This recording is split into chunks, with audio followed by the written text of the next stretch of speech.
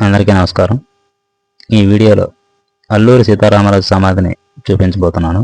ఈ అల్లూరి సీతారామరాజు సమాధి అల్లూరి సీతారామరాజు జిల్లాలోని కృష్ణదేవిపేటలో ఉంది. దీన్నే కేడీపేట అని కూడా అంటుంటారు. ఈ స్మారక స్థలం నర్సీపట్నం నుండి 26 కిలోమీటర్ల దూరంలో ఉంటుంది. భారత స్వాతంత్ర చరిత్రలో ఒక మహోజ్వల శక్తి. ఇతడు జరిపిన సాయుధ పోరాటం స్వాతంత్రోద్యమంలో ఒక ప్రత్యేక అధ్యాయం. సాయుధ పోరాటం ద్వారానే స్వతంత్రం వస్తుందని నమ్మి దానికోసమే తన ప్రాణాలను అర్పించిన యోధుడు. కేవలం 27 ఏళ్ల వయస్సులోనే నిరక్షరాస్యులు, నిరుపేదలు, అమాయకులు అయిన అనుచరులతో చాలా పరిమిత వనరులతో బ్రిటిష్ మహాసామ్రాజ్యాన్ని ఎదుర్కొన్నాడు. ఆ రోజుల్లో ఏజెన్సీ ప్రాంతాల్లో ప్రజలు తెల్లదొరల చేతుల్లో అనేక దురాఘాతాలకు, దోపిడీలకు, అన్యాయాలకు గురయ్యేవారు.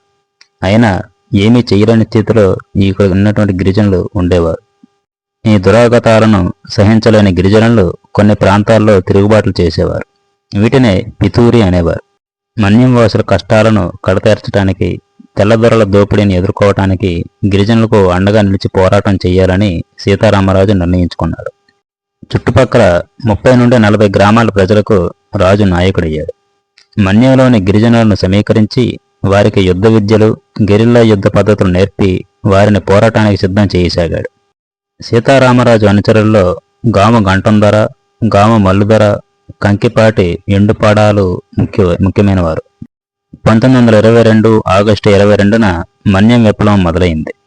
విప్లవ దళం వివిధ పోలీస్ స్టేషన్లపై దాడి చేసింది. వాటిలో చింతపల్లి, కేడీపేట, రాజవమ్మంగి, అడ్డతీగల, రంపచోడవరం మొదలైనవి ఉన్నాయి. ఎలాగైనా సరే విప్లవాన్ని అణిచివేయాలని చెప్పి బ్రిటిష్ ప్రభుత్వం ఒక కొత్త అధికారిని నియమించింది. అతడే రూథర్ఫోర్డ్. ఇతను ఈ ప్రాంతానికి కొత్త కలెక్టర్గా నియమితుడయ్యాడు. విప్లవకారుల ఆచూకీ తెలియజేయాలని, తెలియజేయకపోతే ప్రజలను నిర్దాక్షిణ్యంగా కాల్చివేస్తానని రూథర్ఫోర్డ్ హెచ్చరించాడు.